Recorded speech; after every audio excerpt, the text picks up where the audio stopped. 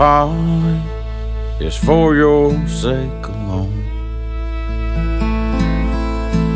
I've left my old father, my country, my home.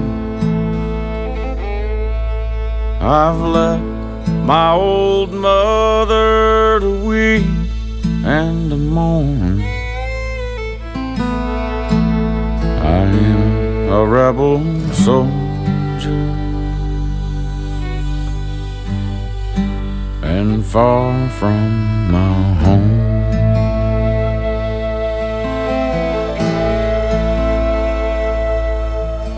The grape shot and musket and the cannons lumbered loud.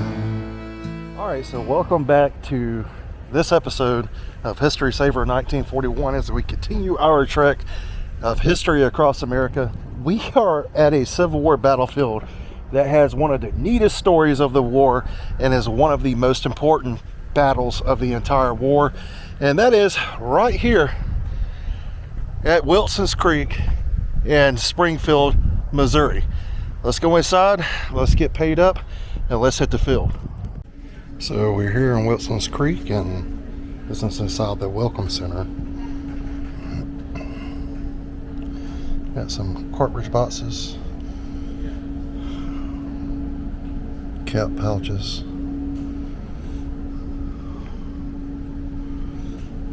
number 52 right there was carried by a second lieutenant named Simon A. Baker of Company I of the 1st Arkansas Cavalry.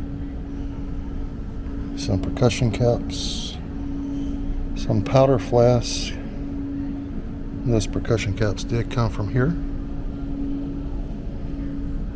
Some powder horns, because early in the war, flintlocks were still being used sometimes by militia, especially that was here.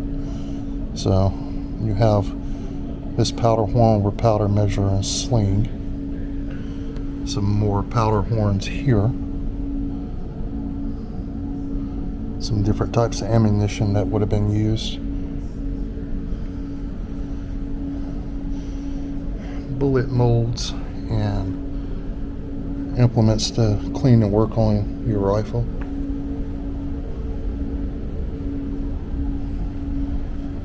And then, in the words of JD from History Underground, well, guns, guns, guns. Most of all of these are going to be weapons used by the cavalry, and then you've got some of the rifles itself here. This is a handwritten pass issued on August the 20th, 1861 from Missouri State Guard Captain Emmett McDonald to General Nathaniel Lyon's relatives. To all the pickets of the Confederate Army, this pass granted the bearer and his party safe passage to Springfield for the purpose of retrieving the remains of General Nathaniel Lyon, who would be killed here at Wilson's Creek.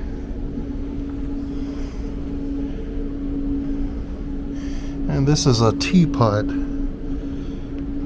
It's a Staffordshire teapot that was believed to be owned by Lyon's mother. And then this is the order to Captain Clark Wright of Dade County Home Guard. This was issued by Nathan Lyon on the 9th of August of 61, and this was issued just the day before he would be killed in a battle here at Wilson's Creek. And this is his cash account book. Pretty neat. And then more guns. Wow. And even more guns and some swords as well, and bayonets. Pretty neat stuff. I wish I owned one of every one of these. That would be pretty cool.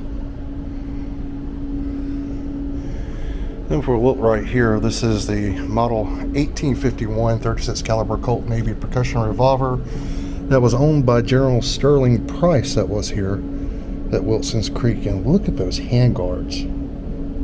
That's just cool. And then this is his Keywind English pocket watch that he owned.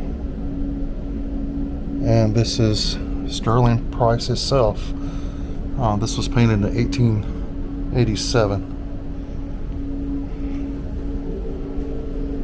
Then this is the back of this pocket watch. Pretty cool. And then if we look over here, it's just talking about the civilians that were caught into fighting. We have explained that several times over in several videos. The boot here was recovered from the Ray house, also the shoe as well. This is just showing some of the local stuff from the Ray house and other houses belonging to the citizens that, well, whose backyards are turned into a war zone, quite literally. Pretty neat looking bed.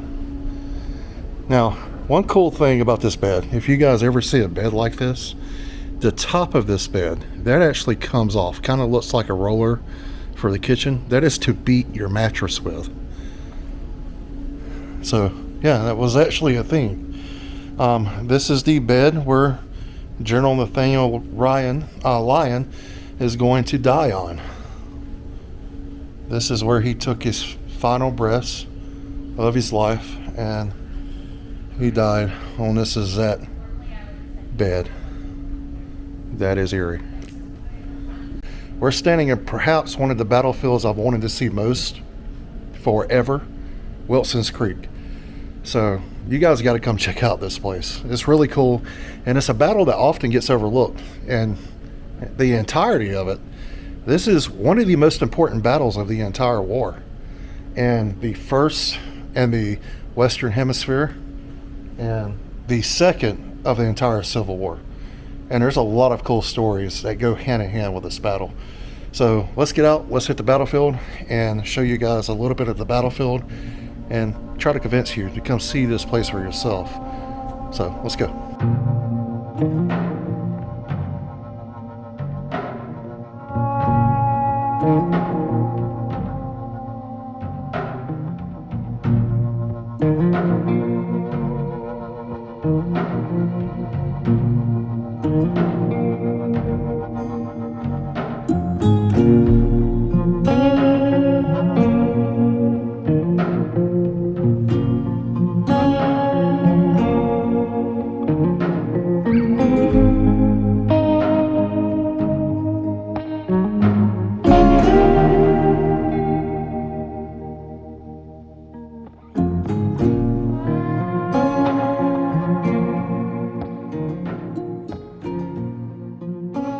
Alright, so we are pressure for time, so we can't get out everywhere we go here on Wilson's Creek, but I will tell you guys one thing.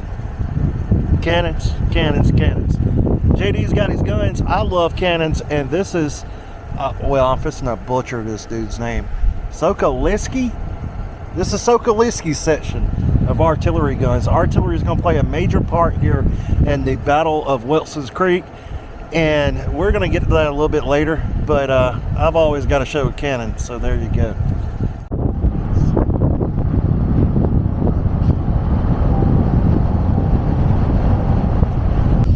So where we are right now is the site of Gibson's mill and an oat field that was here in August of 1861, and this is where the northern end of the Confederate camp is going to be.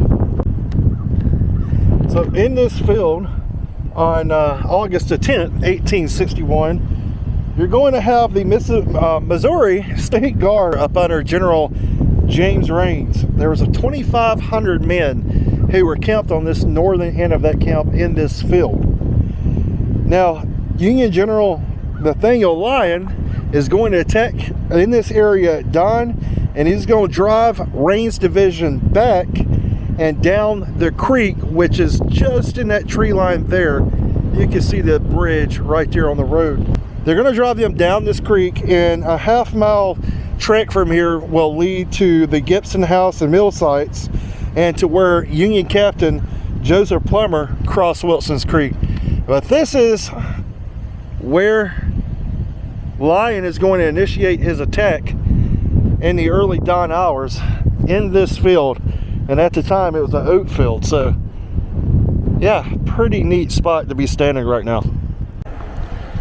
So as we're going through, I just want to show you guys this portion of the oat field and Gibson Mill site. This is another area of the north end of the General Alliance is going to initiate his attack on the morning of the 10th of August, 1865. And yeah, it's silent now, but it wasn't so silent that morning. So we have moved here to the Ray house on the battlefield. And if you look in a distance straight in front of my finger, you can make out, and I'll zoom in some, but you can make out the little stone house. That is the Ray's spring house. That is what was used on the aftermath of the battle to bring water up to the wounded in the Ray house, which was right here. So let's go up and check it out. So this is the Ray farmhouse, and on the 10th of August 1861, Olivia Ray said at 6 a.m. her sister Livonia and her brother Wesley were hoarding horses in a valley south of the spring house right down there, and they heard a Confederate soldier yell at them, and as he rode up on horseback saying, "Get out of here, children. They'll be fighting like hell here in less than 10 minutes." So troops advanced over the horizon. Roxana and Rhonda took the children in the cellar. John Ray stayed on his front porch right here, and he watched the battle in his cornfield straight out there. Now, cannon rounds landed in the backyard of this house right back here, but this house miraculously wasn't damaged at all. And he sat right here watching the battle unfold, and we'll do that in a minute. But they got some interpretive placards here that talk about that, and it talks about this. And this is talking about after the battle, this home being transformed into a hospital. And Dr. Melcher, who was with the 5th Missouri Infantry, he was a surgeon, said this about this location. He said, after arranging the body as well as circumstances permitted, it was carried to the wagon and covered with a spread of sheet furnished by me, Miss Ray. You're going to have Missouri State Guard here, who are going to be the new Confederates, and you're going to have Confederates of the 3rd Louisiana here. You're going to have all kinds of different soldiers here. Also, some members of the Federal Army are going to be brought in, and the attack was stopped here from the artillery towards the Ray house when a yellow hospital flag was raised on this front porch pillar. So you've got a lot going on here. You've got Dr. Melcher describing what, you know, he's doing with the bodies, and then you've got descriptions of what the family here are doing. And well, as you can see here during the fighting, on this interpretive plaque that they have here, John Ray watched this battle from his front porch at 6:30 in the morning on the 10th of August 1861. He began seeing these soldiers appear in his cornfield. The cornfield is fenced high to the ground just up the hill from the Ray spring house, as you can see right up there. Led by Captain Joseph Plummer, professional soldiers were sent by General Nathaniel Lyon to secure the Federal left flank. Plummer reserved the Pulaski, Arkansas artillery, mauling the main line of the Union body on Bloody Hill. He moved to silence them, but 900 Louisiana infantry in Arkansas dismounted, and they had riflemen that stood in their way. Their clash was short but decisive. Confederate Colonel James McIntosh then inspired a daring charge through the corn in the fields you see before me. The U.S. regulars retreated back to the creek, which is just to our front as well, and our artillery fired by Dubois battery on Bloody Hill was the only one to save Plummer's battalion. Now, Olivia Ray stated in 1930 that practically all the horses, cattle, hogs, chickens, grain, everything here on the Ray farm that was of any importance to the soldiers was taken. There was not a crumb left. So this is, well, I think maybe a witness tree in the front yard. But this is the site that the Rays would have had on their front morning as Mr. Ray is overlooking these fields. So I'm just sitting here and I'm taking in the same site that Mr. Ray would have had that morning real quick before I continue on to the next spot on this battlefield, because I am really pressed for time trying to adhere to a schedule on this trip. But I want to turn you around. This is my view right now across the battlefield here at Wilson's Creek. The spring head, the spring house, is just down a hill straight in front of me, and the cornfields were up there, and this is the same as that view Mr. Ray had at 6:30 that morning as this battle starts to rage on. And you know, there's a lot of reasons why this battle is important. So let's walk and talk as we head to the next location. So why is this battle here at Wilson's Creek so important? Well, I'm going to tell you a few reasons why. General Nathaniel Lyon is a die-hard Unionist when this thing kicks off. Missouri doesn't know what side of the fence it wants to be on. Half the state wants to be Unionist, half the state wants to be secessionist, and everything is just mixed. In St. Louis, it seems like no one can agree on anything. The governor of the time period here in Missouri was a secessionist. He was a closet secessionist. Well, General Nathaniel Lyons was given command. He took over from a aging general, and Lyons, in my personal opinion, okay, this is just my opinion, was a little bit of a Fruit Loop nutcase. I mean, he was off his rocker. Lyons is going to have a bunch of things he's going to do, and it's all going to culminate with the St. Louis massacre, where he has captured a bunch of the Missouri state militia that are going to, or that are becoming secessionist. They're wanting the Confederate side of things, and they formed their organization, and he's going to go in with a bunch of German soldiers that have immigrated to the St. Louis area, and he's going to capture these militiamen. Well, they're parading them through St. Louis, making a mockery of them, putting it on displays just as a warning, you know, kind of thing. Well, someone ends up firing a rifle into the crowd. The crowd, they're you know, it's a secessionist crowd there, and they're saying really nasty things to the primarily 75% German soldiers that's there, and someone just ends up firing. Things get out of hand, and in retaliation, Lyons fires on the crowd.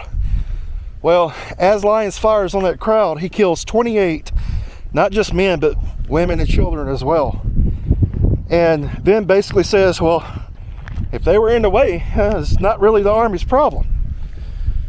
So Lyons also massacred a bunch of Native Americans early in his history. And here, he's going to be one of the main Union commanders in command as the Missouri State Guard, or militia, or however you want to call them, are in this area, and they have some Confederates now backing him, and he's going to want to attack these guys. So Lyon, unfortunately, loses his life here, but I can't help but think how the war would advance if Lyon was still alive. So, pretty cool. Let's head to the next spot. So, thousands of Confederates since the 6th of August 1861 have been camping in this area surrounding Major General Sterling Price's headquarters, which was in this location. They were waiting to attack the Union and the Union Army, who's in Springfield, and on the night of August, the orders were finally issued for them to do so. And the pickets were called in, and the Army began to advance, but it then began to rain, and the Confederates postponed the attack because they thought that their gunpowder would get too wet. Wet gunpowder equals you can't fire. So the Army returned to the camp. The pickets were not ordered to return to their post, and as a result, the Confederates who were here had no warning that the Union Army was advancing on them. On the 10th of August, 1861, on that morning, Confederate officers here at Price's headquarters did not know that Union columns were closing in on the camps from 2 directions. After dying, the Federals then gave the guys here a extremely rude awakening. The trail that starts here leads down to the place known as the historic Wire Road, just in the distance, and then it goes across the creek to the site of Price's headquarters. So this is the basic lines for his headquarters here, and then his headquarters are a little way down in that field. So pretty cool position to see. But also in this position you have the Pulaski, Arkansas battery of cannons, who are highlighted here on this interpretive plaque. And the opening moments of this battle here at Wilson's Creek, Union infantry swept back some Southern cavalry. They overran 2 camps, and they topped the crest of Bloody Hill, which is just through these trees in our distance. Now, nothing stood in the Federals' way. At the bottom of Bloody Hill lay the Southern camps, and they were virtually defenseless. All the pickets had been pulled. You know, there was nothing to stop them. Now, from the top of this small ridge right out here where we are now, Captain William E. Woodruff's Pulaski, Arkansas battery began opening fire from the artillery pieces. They enfiladed the entire length of the Union line. Now, there were 4 cannon pieces in this position, and they halted the Federals' advance. And now, as a result of this, the Southern infantry was able to organize a line of battle. It gave them time to get in position, and then they attacked the Union line right across these fields. So, pretty neat spot and key spot on this battlefield here at Wilson's Creek, and pretty neat place to see. Alright, y'all, so before we get out of here, this is Siegel's second position. And the ridge to our left, right out this way, goes to Wilson's Creek. Now, Colonel Franz Siegel heard the Union artillery when Lyon's attack started.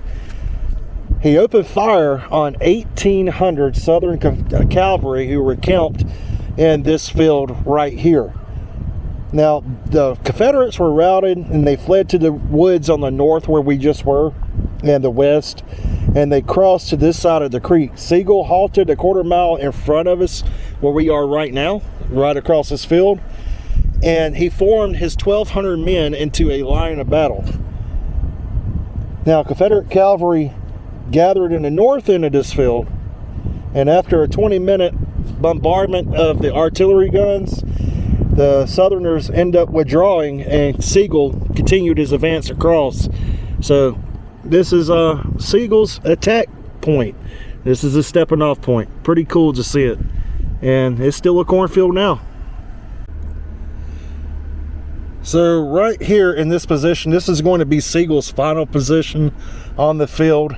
He halted his advance somewhere on this hillside, and he formed a line of battle across the Wire Road. Now, he mistook Confederate troops for Union troops because there were Union troops being 1861 that was still wearing gray, and he thought they were Confederate troops, which turns out to be a huge mistake, because this is going to turn the tide of battle in the Confederates' favor.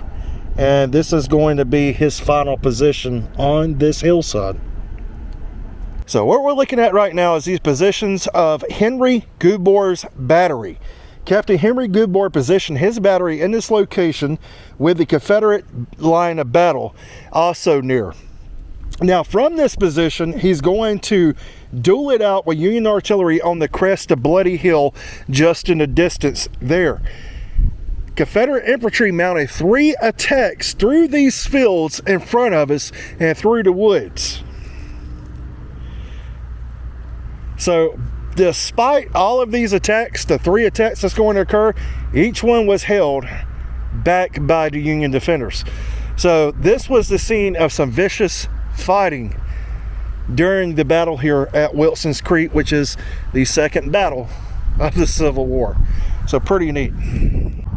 All right, so this is going to be our culminating spot here on the battlefield at Wilson's Creek, and this is where the thickest of the fighting is going to take place, and this is where General Nathaniel Lyon would be either killed or wounded. I don't think anyone's really for sure exactly what it was, whether he was wounded or killed. But anyway, this is Bloody Hill, and this is where the worst of the worst is going to occur. So this is today's site of Bloody Hill, and you can see the artillery pieces down in the fields, and you can see the field surrounding this hill. Where we just were was right over this hill at the battery positions.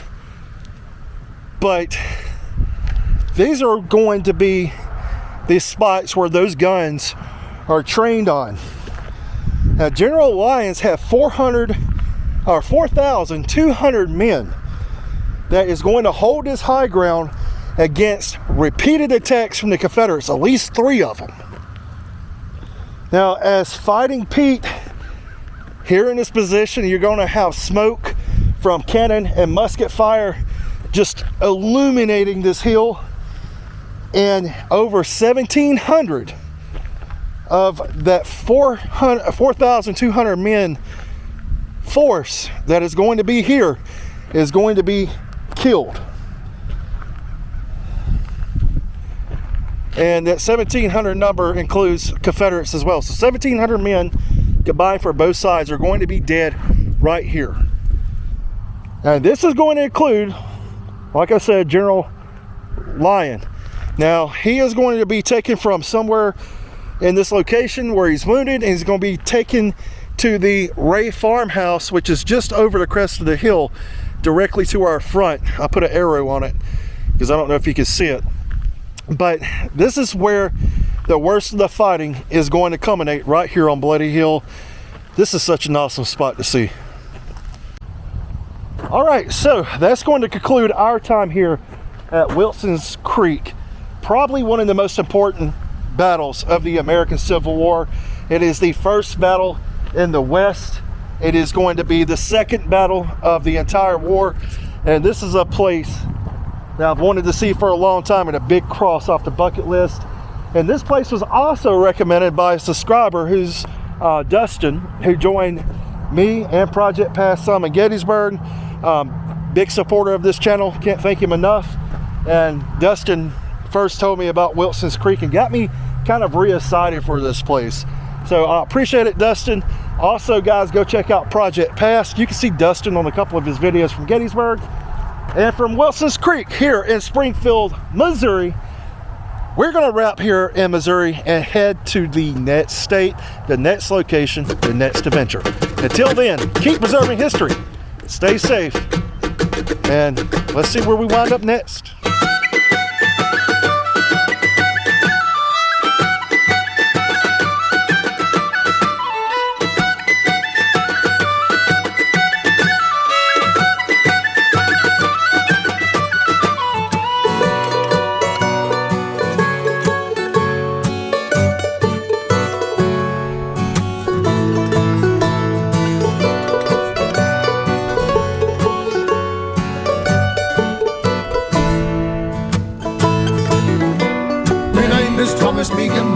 And I do curse the day me father took a coffin ship and sailed from Galway Bay.